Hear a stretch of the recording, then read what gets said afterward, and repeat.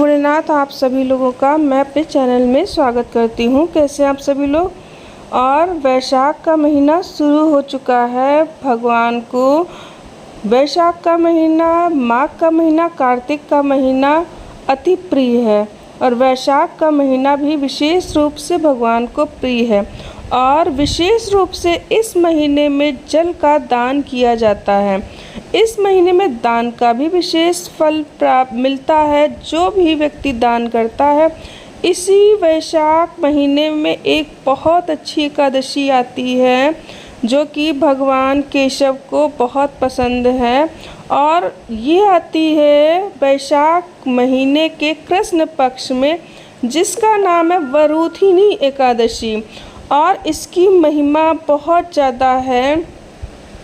इस लोक में, परलोक में भी ये सौभाग्य प्रदान करने वाली है। वरूथिनी के व्रत से सदा सौख्य, लाभ और पाप की हानि होती है। यह समस्त लोगों को भोग और मोक्ष प्रदान करती है। वरूथिनी के ही व्रत से मांधाता तथा धुंधुमार आदि अनेक राजा स्वर्गलोक को प्राप्त हुए हैं। जो 10,000 वर्षों तक तपस्या करता, उसके समान ही फल वरूथिनी के व्रत से मनुष्य प्राप्त कर लेता है। घोड़े के दान से हाथी का दान श्रेष्ठ है। भूमि दान से भी बड़ा है तिल का दान। तिल का दान से बढ़कर स्वर्ण का दान है। स्वर्ण के दान से बढ़कर अन्न का दान है, क्योंकि देवता, पितर तथा मनुष्य को अन्न से ही तृप्ति होती है। विद्वान पुरुषों ने कन्यादान को भी अन्नदान के समान बताया है। कन्यादान के बराबर धेनु का दान है। कहने का मतलब है गाय का दान।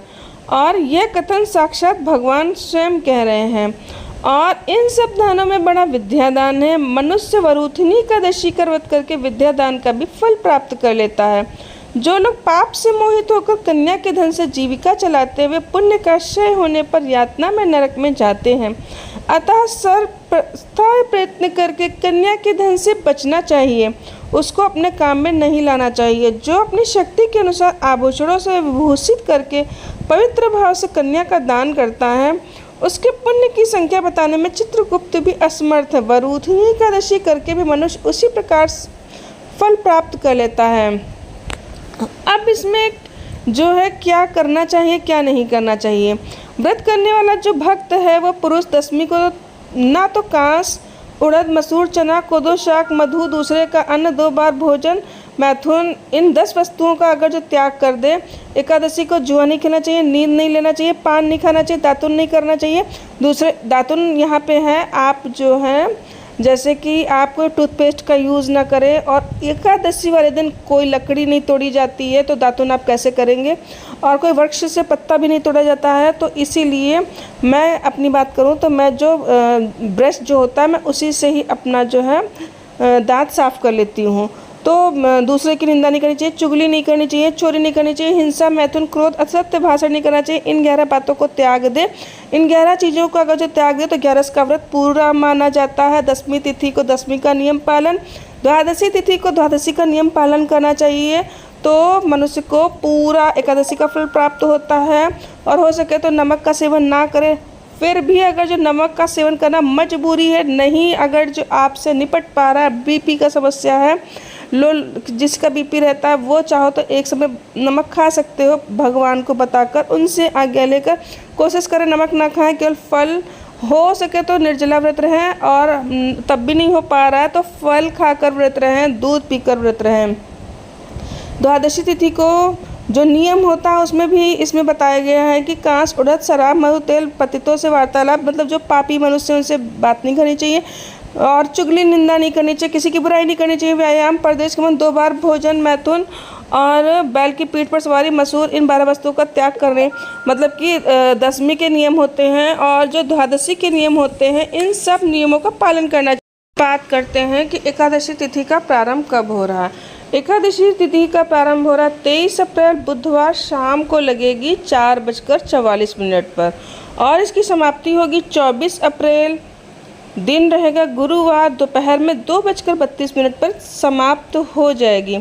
तो उदय तिथि के अनुसार 24 अप्रैल दिन गुरुवार को वरूथिनी एकादशी का व्रत रखा जाएगा। और अब 24 तारीख के शुभ मुहूर्त की भी बात करना जरूरी है। ब्रह्म मुहूर्त का समय रहेगा सुबह में 4:25 से लेकर 5:13 तक। सूर्योदय का समय रहेगा 6:02 से 6:47 तक। पूजा की शुभ मुहूर्त की बात करूं तो सुबह 4:41 से लेकर 5:47 तक सुबह की पूजा का मुहूर्त रहेगा। शाम के पूजा के मुहूर्त की बात करूं तो 6:52 से लेकर 7:53 तक पूजा का मुहूर्त रहेगा। अभिजीत मुहूर्त का समय रहेगा 11:59 से लेकर 12:05 तक। अब बात करते हैं कि इसका व्रत का पारण की बात कर लेते हैं। इसका पारण रहेगा, उसकी बाद में बात करूंगी। हरिवासर की पहले बात करूंगी कि हरिवासर कब समाप्त होगा, क्योंकि हरिवासर में जो है व्रत नहीं तोड़ा जाता है। और हरिवासर जब होता है तो उस समय भगवान का ज़्यादा से ज़्यादा मनन चिंतन ध्यान करना चाहिए। हरिवासर 24 अप्रैल को, जिस दिन आपका व्रत रहेगा, गुरुवार को ही रहेगा रात के 8 बजे तक। आप 25 अप्रैल को जब सूर्योदय हो जाएगा 6:01 से लेकर 8:23 के बीच में अपने व्रत तोड़ सकते हैं, खोल सकते हैं, पारण कर सकते हैं।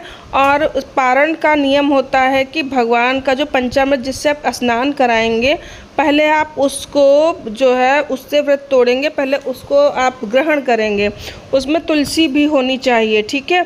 उसके पश्चात भगवान को चावल का भोग लगाएंगे। चावल की खीर बना लीजिए, खिचड़ी बना लीजिए, कोई चावल की चीज़ बना लीजिए, उसको सबसे पहले भगवान को भोग लगाया जाता है। फिर किसी ब्राह्मण को चाहो तो खिला दो, नहीं व्यवस्था हो पा रही गाय को खिला दो। गाय को खिलाने के बाद तब आप स्वयं व्रत तोड़ेंगे। तो बहुत ज़्यादा समय नहीं है पारण का, 8:23 तक है। उसके पहले आप जो है व्रत अपना पारण कर लीजिएगा। उम्मीद करती हूँ कि आपको जानकारी अच्छी लगी हो, तो वीडियो पसंद आया हो तो चैनल से अवश्य जुड़िएगा। राधे राधे, जय भोलेनाथ। भगवान की कृपा आप सबके ऊपर बरसती